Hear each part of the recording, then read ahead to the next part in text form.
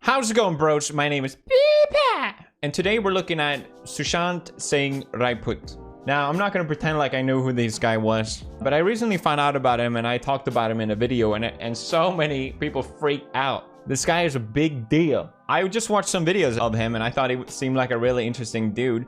Unfortunately, he passed away about a month ago. So I just wanted to make this video to kind of tribute him and bring attention to him in his life.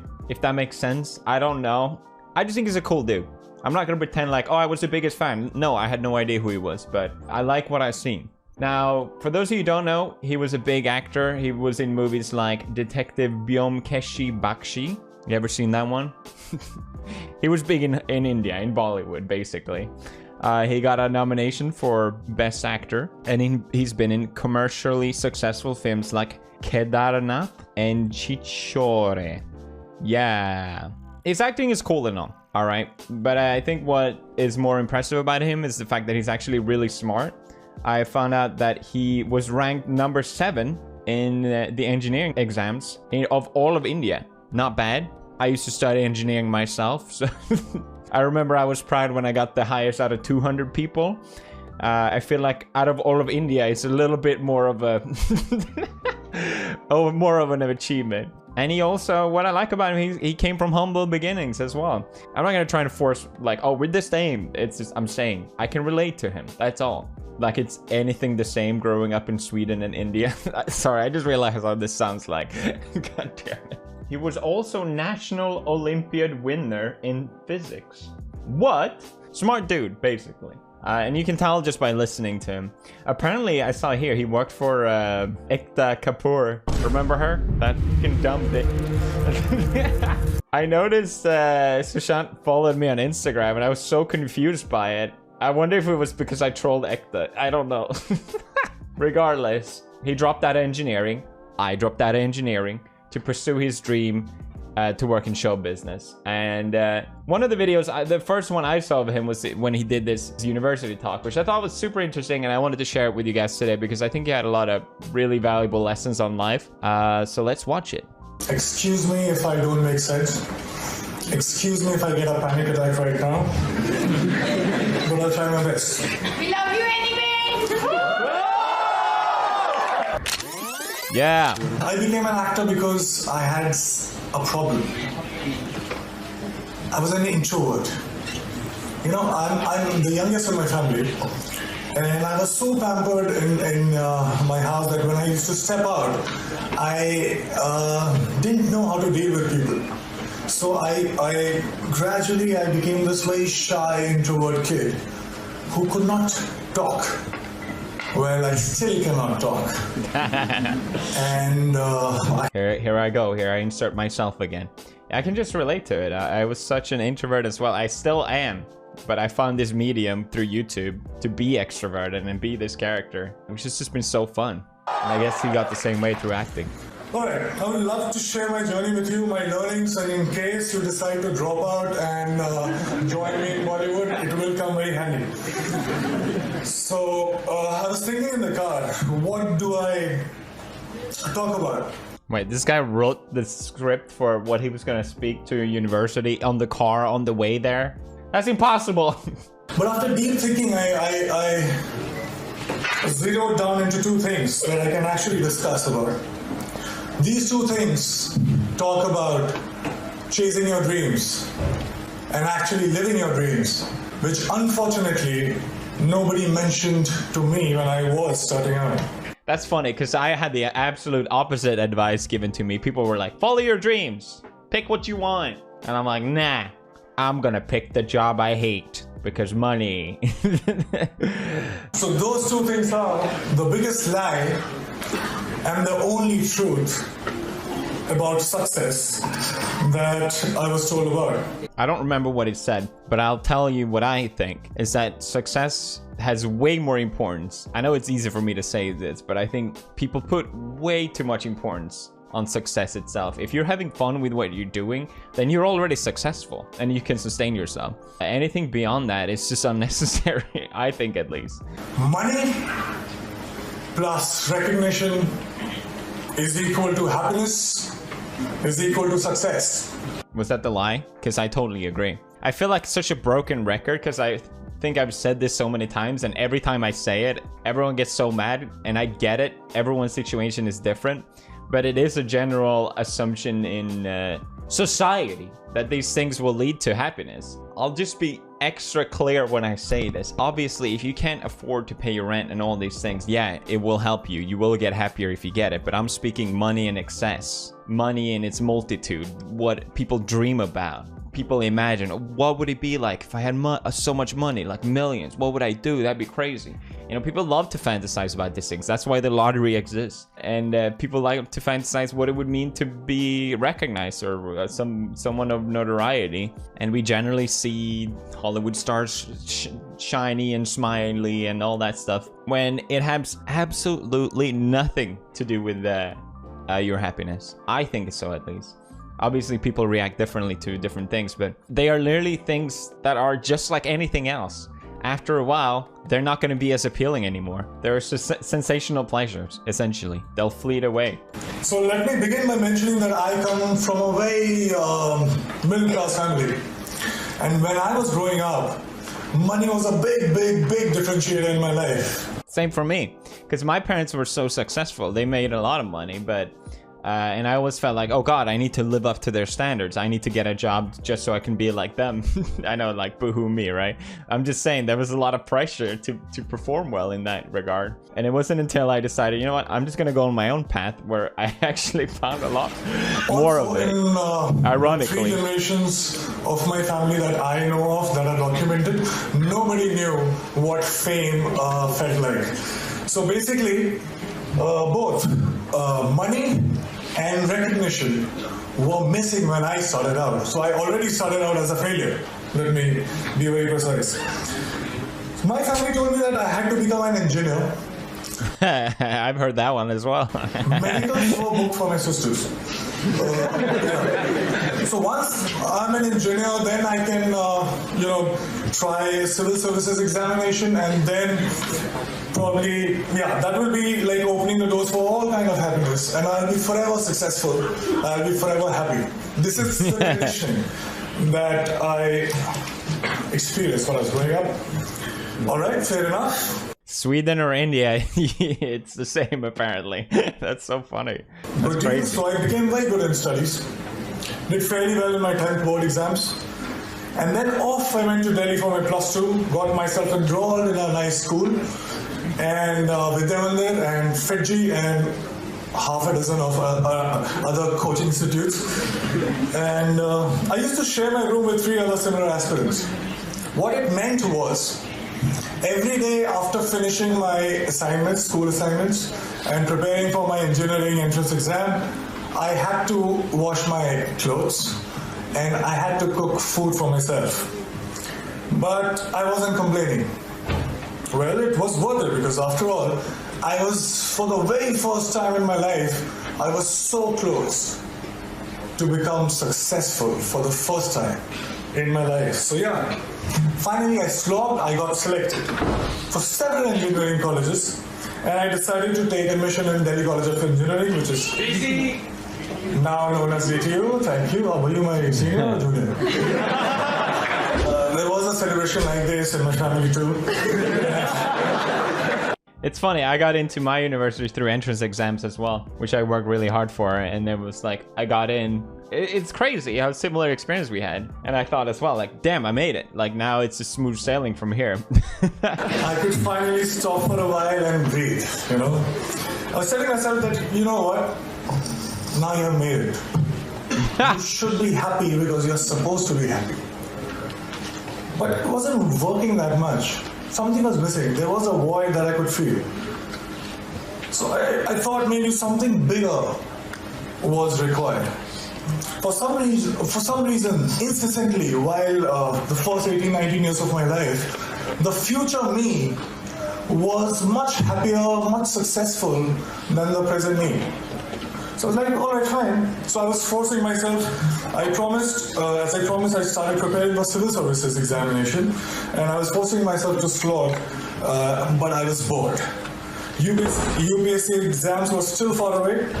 In the meantime, I thought of doing theater, and I thought to learn dance because to counter the shyness that I still have, and also because there were no girls in my engineering college for some reason. I felt cheated, man. We slog so much, you crack the entrance exam and you find that there are no girls. So, yeah, so somebody told me that there are very good-looking girls in dance schools. So I was like, fine, I'll go there. There you have it. Just pick up dancing and you'll meet girls, guys. And, there you have it. Or, once I started with performing arts, I knew one thing for sure. I knew that I quite liked it. And 3 years later, imagine me sitting in the campus, and I'm thinking, all right, I'm really interested in performing arts. And all I want to do is to earn money and to be recognized. So if I become a movie star, I actually was very serious and I dropped out, oh my gosh, in the 3rd year, when I was just 2 semesters away from getting the No degree. way, he was that close. Wow. Yeah, I dropped that way sooner. Because obviously, yeah, I found YouTube and I was enjoying that so much more that didn't feel like I lost to drop out. The idea was to just quit school for a year and then I'll come back. Yep. Came to Mumbai, got heavily into theatre and also other skills that I thought were necessary to become an actor. And by the way, this time I stayed with 6 other guys in a single-room kitchen. But this time I was prepared for it. This time, there was one difference. I was driven. Right. Self-respect was at stake. My ex-college mates, one of them is sitting right here in black shirt, they thought that I was that disaster that folks in engineering and B schools should never become. So I had to prove a point to everybody. I had to prove a point to my family. Most importantly, I had to prove a point to myself. And this was the time when I was also a background dancer. So I was dancing behind all the possible stars that you can think of, Shah Rukh Khan, Shahid Kapoor, everybody. And I was thinking to myself while I was performing, okay, it's just 3 steps away, there, I have to get it. And everything will be sorted. And I kept going like that. And 2 years later, guess what? I got myself my first big break. I was selected for a primetime show on a TV. Now hear me out, it was seriously a big break because I started earning. Right. People started recognizing me. To be honest, I would deliberately go and roam in all these malls so that people would look at me, smile, ask me.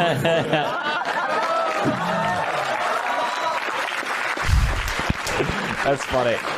And I don't think I ever done that, no. I guess I did. I did go out like make videos where I brofist people. I also suddenly discovered that I actually had many friends. I'm like, who absent all this while, but suddenly they popped up. Great, see how that works, right? The show became popular. I was making good money to a point that money stopped being a differentiator in my life. And I was becoming more and more popular.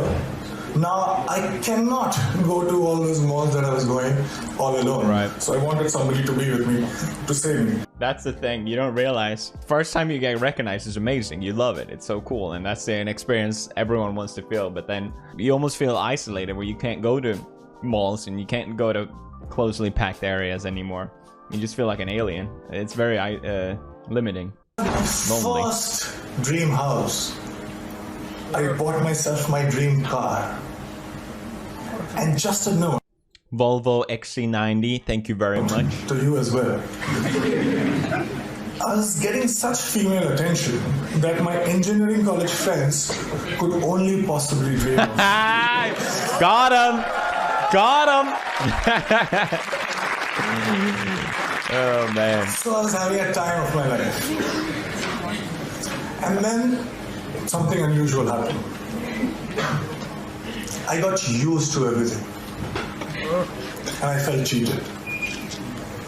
I stayed with all these dreams for 10 and 15 years of my life.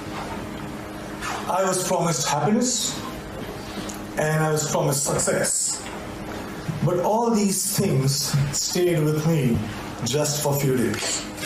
Right. And I'm punctuating me because I started from zero money and zero recognition.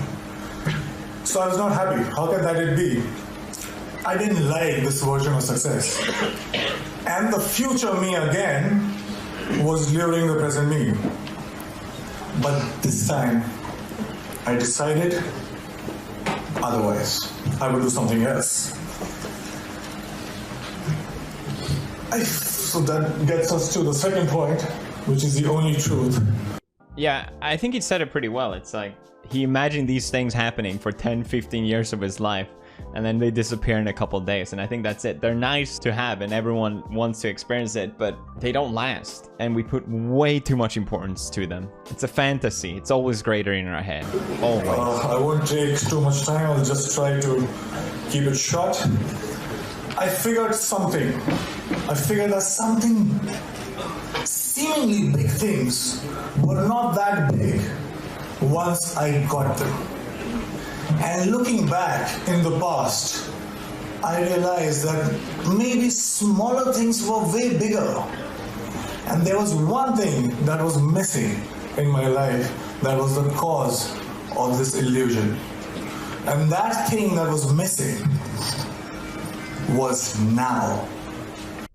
So true. Yes. I'll let him finish his sentence and then I'll say what I want to say. I was, all these years, I was obsessed about what's gonna happen. I used to draw those flowcharts that we are taught in schools. And if this happens, I'll do that, and 6 months from now, I'll be here. So I wanted to be in control. I was so obsessed about my future. Oh my God. I was taking the entire responsibility about the past. But all I was doing was frequently swinging from past to future. I noticed the words he used, control and the present or now. He was always looking for the next thing. And that's the problem with money and fame. Like, you will never have enough of it. It's something that you can chase forever, but there will never be enough. But I also think in general, you know, one thing I noticed, especially here on YouTube, is these channels that make routine videos where they say, oh, I wake up at 6, I sleep 4 hours, and then from 6 to 7 I do this, and 7 to 8 I do this, and then and then on and on and on and on and on and on. And I get that those videos are very inspiring, but being so focused on the things you need to do constantly, it seems like a nightmare to me. I think it's the illusion of control, which is what he said. You want to think that you have control over your future, when in reality, it doesn't matter. Happiness comes from the moment. And personally, as well, the more I find myself in the moment, the better I'm doing it as a person. I really, really strongly believe that. We always have this dream that we want to chase. Oh, if I do this, then I'll be happy. Oh, if I reach this goal, then I'll be happy. What about now? Anyone, no matter who you are, should be able to be happy in the moment. That's the goal of life. That's what we should try and aim for. There's no always grass is greener or situation that will make you feel better. Why not just be happy now? Your life will never be perfect. Just recognize that and be happy for what you have. If you're in the moment, you immediately realize and become thankful for the things you do have instead of the things that you don't have. At least that's what I noticed. And I think meditating is a really good technique to do that. But there are other ways as well, of course. Sorry, this became a whole big rant, but I find that especially today, it's so easy to get distracted by things. You can occupy your mind constantly, but I think it's important to set away some time to just do nothing. Focus on nothing, and that's what puts you in the moment. Well, I also figured that when I perform on stage or in front of camera, I'm so much excited. I am so much interested. I was paying so much attention that there was no room to think about future or the past. Yes, that's it. I was just there, in the moment. In the moment. I was alive, in true sense, when I was performing.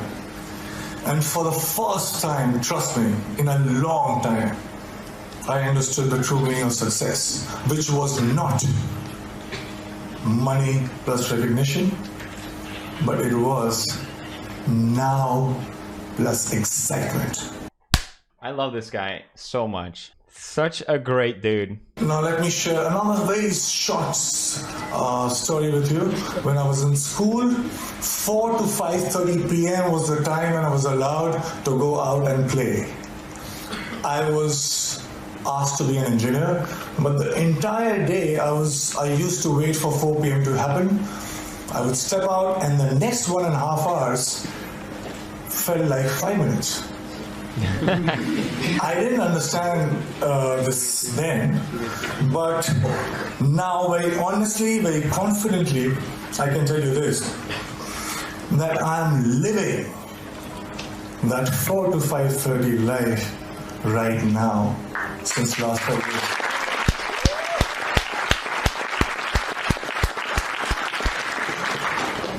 Cause and effects are not different. Excitement is the cause, excitement is the effect. I get tired again and again because all these success mantras that we talk about, hard work, belief, focus, vision, risk-taking, talent, perseverance, we can go on and on. But all these success mantras are now the side effects of the process itself. I'm so engaged, it commands my attention so much that there is nothing else that I can think about. So hard work doesn't feels like hard work. And there's nothing else that you can do but to persist. Talent you will cultivate. Vision you will get. Focus, there is no other way because it's commanding your attention so much. So here I am right now, 5 years down the line. Money and fame, although still could not earn back their reputation in my life. But let me show you one thing. I have much more of them than I had ever planned. And the best thing, my college, one of the professors who is very dear to me called me recently about asking me to plan this interaction with students, and I very humbly requested that can I get my degree back.